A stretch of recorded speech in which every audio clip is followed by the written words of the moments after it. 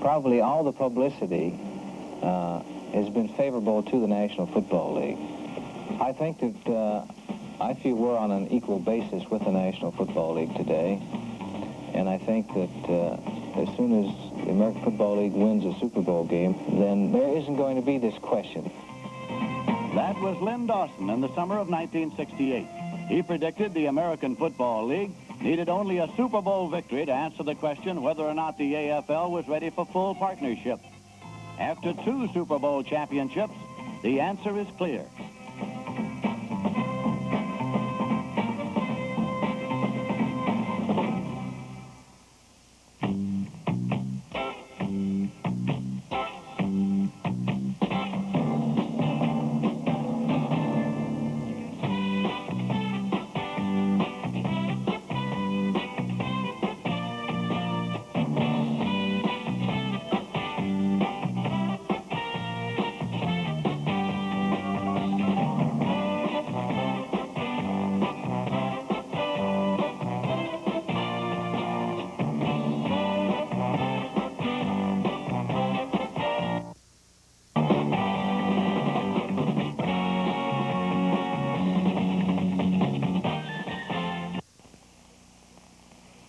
June 8, 1966 was the day the National and American Football Leagues agreed to merge and become one.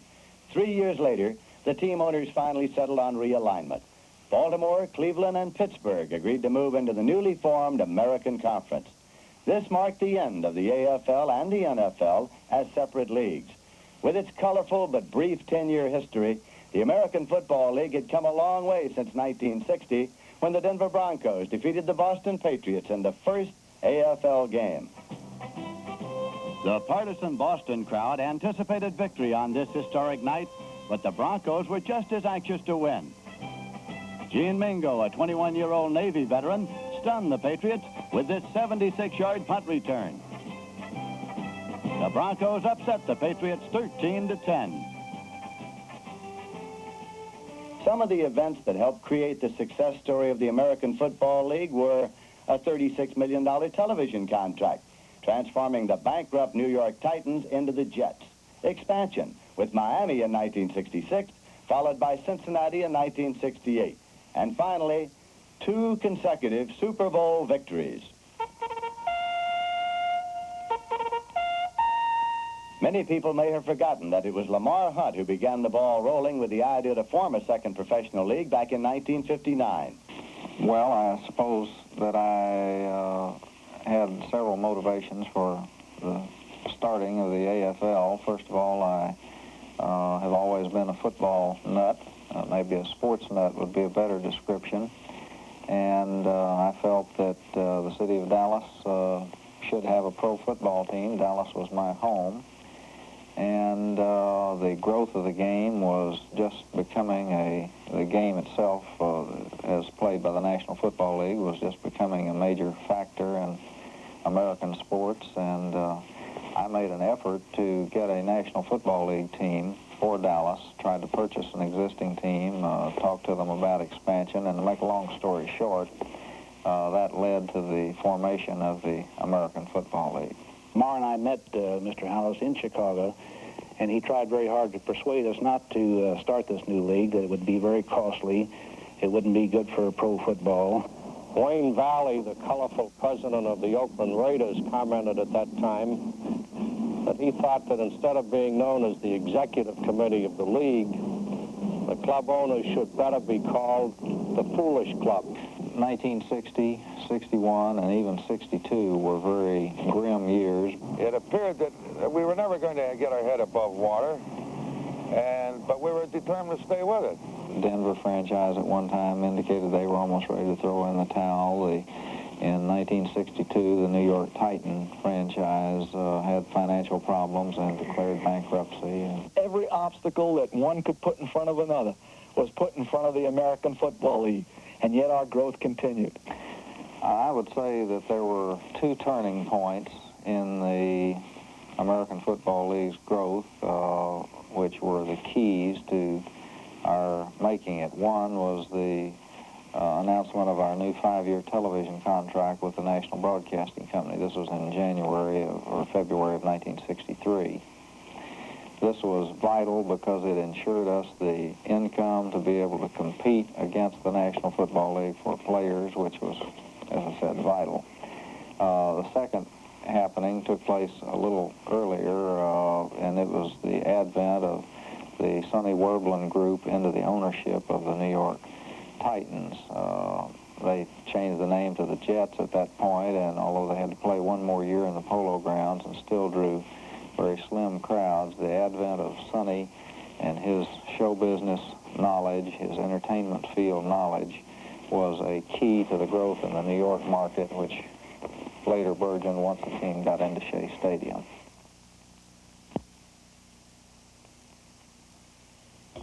While the executives were solving their administrative problems, the players were busy introducing exciting, wide-open football. In the early years, the long pass dominated play. Cookie Gilchrist was one of the league's first power runners. Offense was the name of the game, and Cookie's explosive style was making headlines. As the league matured, so did the defenses, and brawn gave way to finesse. The biggest weakness was on pass defense. Babe Perilli, who was quarterbacking in the AFL from the very beginning, saw this weakness diminish as the league came of age. I think the league has certainly come a long way. I can think back when the league first started. I think our biggest problem was the fact that the defensive backs weren't, well, really too sharp. All you had to do is go back and throw the long bomb, and 50% of the time you could probably complete it. As far as a quarterbacking standpoint is concerned, we did a lot more checking off and automaticing because we had a lot more blitzing in those days. I think we have less blitzing now, and we've settled down to more of a standard straight type of defense where it's man against man.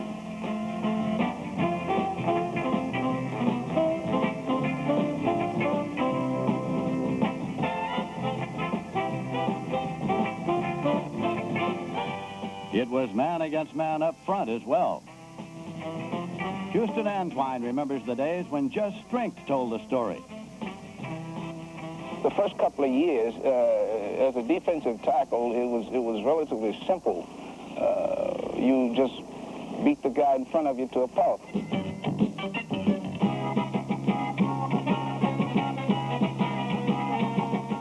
The defensive backs were learning fast. One of the league's best was, and still is, Johnny Robinson of the world champion Kansas City Chiefs.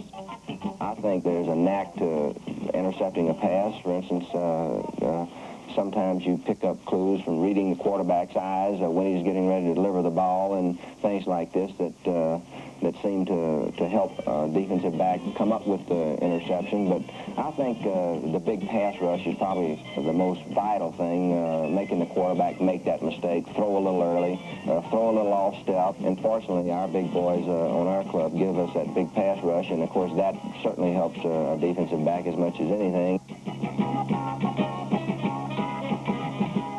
As more emphasis was placed on the defensive secondary, the overall style of the league took on a new look. They called it sophistication.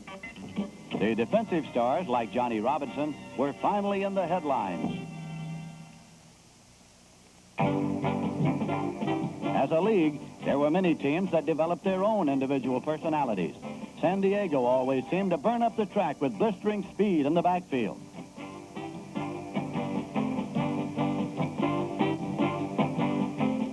Balancing the attack was the passing combination of John Hadle to Lance Allworth.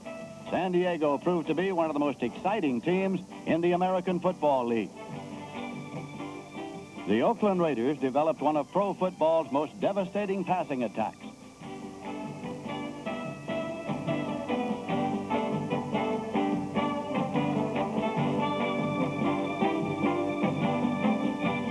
The philosophy was to utilize the pass-catching talents of the running backs as well as the flankers and ends. Defensively, the opposition never knew who was going to wind up with the football.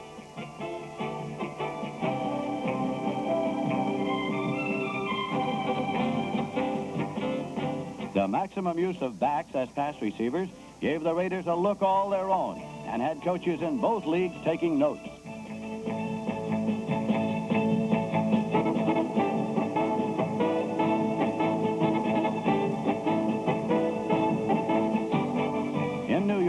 the Jets became the toast of the town as Joe Namath demonstrated the art of reading defenses. The Jets' balanced attack eventually brought the AFL its first Super Bowl championship.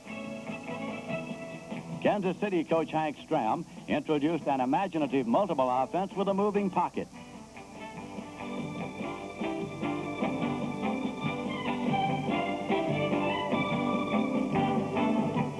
This strategy allowed quarterback Len Dawson more time to throw the ball and limited the enemy's pass rush. The moving pocket proved very effective against the NFL Vikings in the 4th Super Bowl game. Many believe that Kansas City offense is the offense of the future in professional football.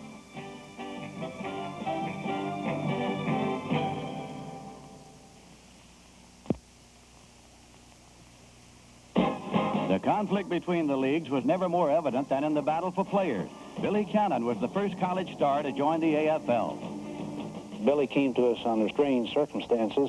He admitted to me that he'd signed a contract with the Los Angeles Rams, and I agreed to double the salary that he was to receive from the Rams. And then the Los Angeles Rams filed a lawsuit against Billy, which naturally we had to defend him and had to defend him in the Los Angeles courts, and won the case on the basis that the judge said that he thought Billy should have the maximum amount of money, and we'd offered him the maximum amount, so he should play with the Oilers, and we got our first superstar. Lance Allworth also chose the American Football League. He almost signed with the NFL and didn't know it. When I went with San Diego, I was drafted by San Francisco. And I was drafted number 2 by San Diego and number 1 by San Francisco. And it's really funny because I never really talked money with San Francisco. Al Davis just did a fantastic job of selling me on the San Diego Chargers. And I met with him, and when I did sign, we were playing in the Sugar Bowl in New Orleans. And of course, you can't sign if you're playing in a bowl game.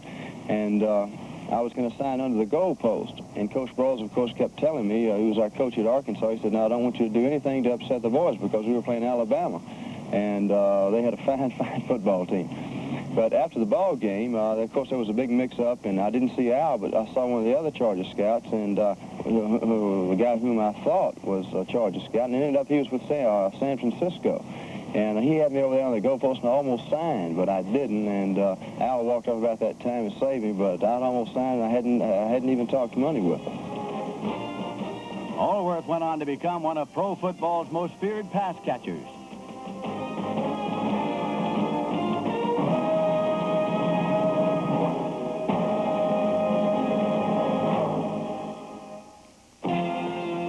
When the Kansas City Chiefs signed Otis Taylor, they got a pass receiver who knew what to do with the ball after he caught it.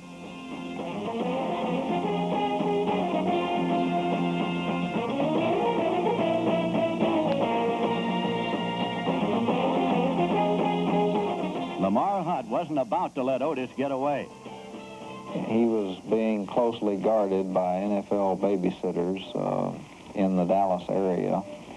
And in one night, the night before the draft, he was moved from, I think, 3 or 4 different motels to try to make our agents lose his trail. And our scout, Lloyd Wells, was successful in getting Otis out the window at about 4 in the morning and spiriting him to the airport and flying him up here to Kansas City, where we drafted Otis in a high round the next morning and signed him. And it ended very happily for us.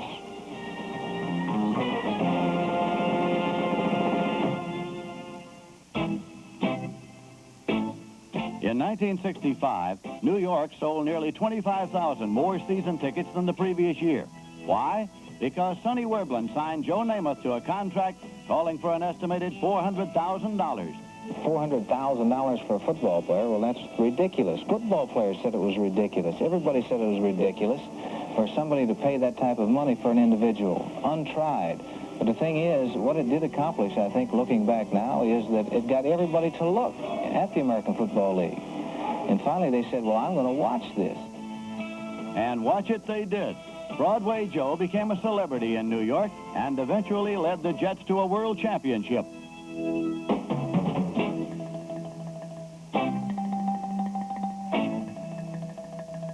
The Kansas City Chiefs were still finding more plums on the tree.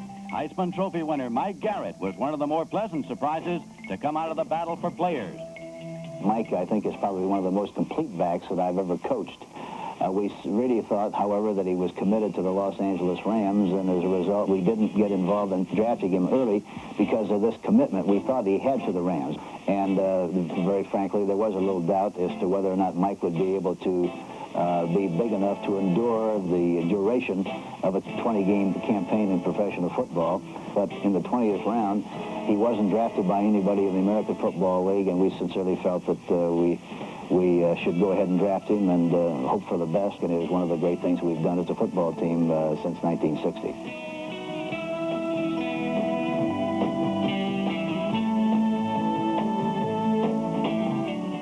Pete Gogolak of the Buffalo Bills was the first of the soccer-style kickers to make it big in professional football. He was also the first named player to jump from the AFL over to the NFL.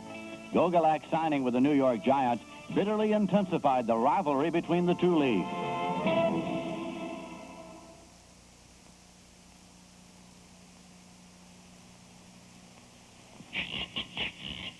The American Football League's growth continued, and the fans were treated to bigger and better stadiums.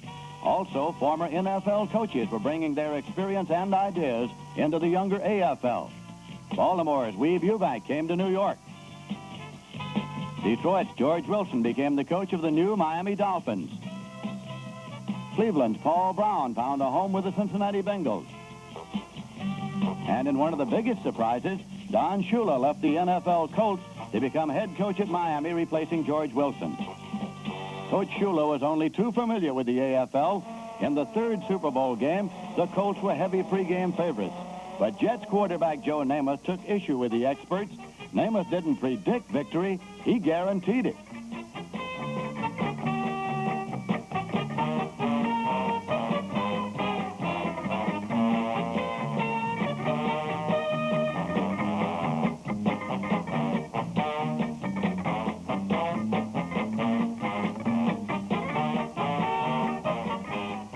Joe's confidence was contagious as the Jets followed their leader's game plan perfectly in the Orange Bowl.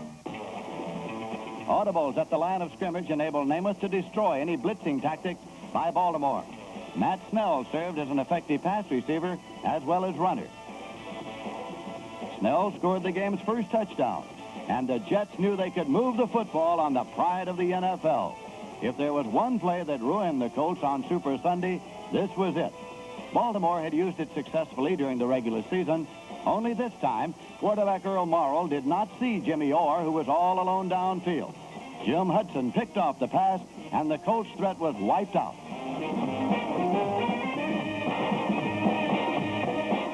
The Jets slowly began pulling away from Baltimore. Jim Turner applied the pressure with the first of 3 field goals. Joe Namath encouraged his teammates, while Turner put the game on ice with his 3rd field goal.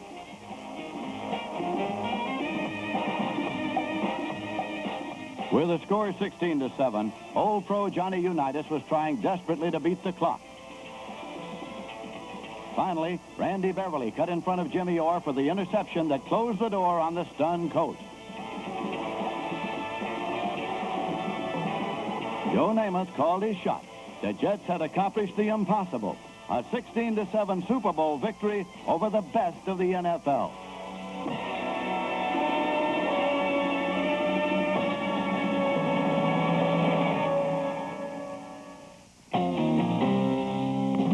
Neither team got into the Super Bowl the following year, but the predictions remained the same. This time, the Minnesota Vikings, with their devastating defense, were supposed to beat the American Football League representative Kansas City Chiefs. But like the previous year, the underdog scored first. Jan Stenerud gave the Chiefs an early 3-0 lead.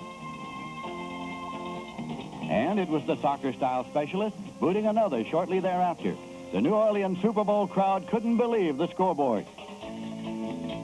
The Chiefs, with pro football's most imaginative offense, were causing the Vikings' tough defense all kinds of problems. This reverse by Frank Pitts set the stage for Jan Stenerud.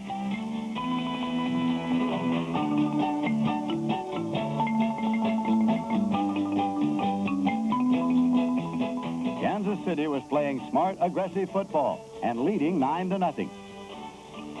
During the regular season, it was usually the Vikings who grabbed the lead, then called on their spirited defense to turn back the opposition. Now the shoe was on the other foot, and Minnesota was in trouble. Coach Hank Stram and quarterback Lenny Dawson had the play that couldn't miss if everyone did his job.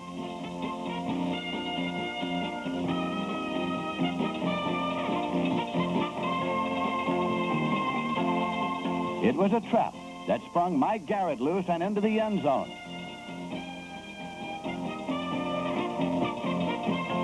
Unbelievable. Kansas City had Minnesota on the ropes. The Chiefs led 16-0.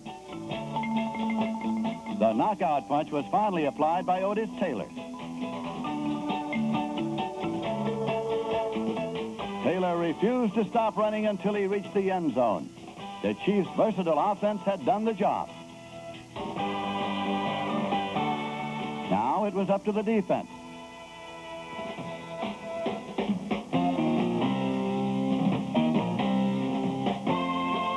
For Viking quarterback Joe Kapp, this was his longest day. The Kansas City defense was magnificent.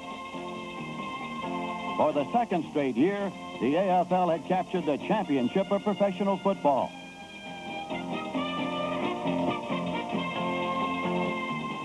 For the American Football League, the battle was won. Parity was achieved, and the struggle for survival was over.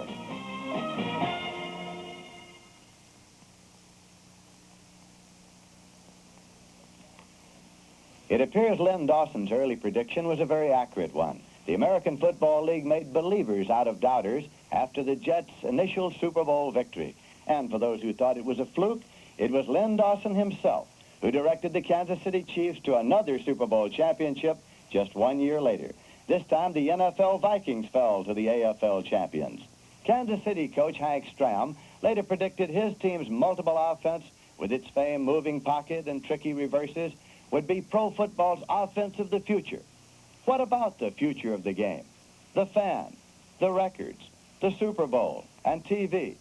How will the merger and new alignment affect professional football? I believe football is about to enter into an era of prosperity such as it has never known before. As far as the game itself on the field is concerned, I think it's reasonable to assume that Hank Stram's prediction is at least partially right. We went through an era in professional football when almost every team used a quarterback, 2 setbacks, a tight end, a split end, and a flanked halfback. And the detractors of pro football used to say to the coaches, defensively, does your contract require that you open the game with a 4-3 defense? Well, we've already seen departures from these standards, and with younger and brighter men now in the game, it's only reasonable to assume that we'll see other innovations on the field in professional football. As far as the records are concerned, they'll be more indicative now because the teams are playing each other. There was a time when the staunch NFL fans said, what does an AFL passing record mean? They were aware that when the AFL began, it was primarily an offensive league of necessity. They said, what does a passing record mean? Because there is no pass defense in the American Football League. Well, that's been pretty well disproven by now. And, of course, playing each other, records will apply to the performances all over the league in both the conferences. As far as the Super Bowl is concerned, I think it'll continue to be the showcase of professional football, just as the World Series is the showcase of professional baseball. Maybe the best games will be the ones for the conference championships, just as the best games are sometimes those for the league championships in baseball, because until you win there, you don't get into the big one. But the Super Bowl, I think, will still be the showcase of pro football. Television, the television fan has really hit a bonanza because right now, professional football is receiving major exposure on all 3 of the major networks.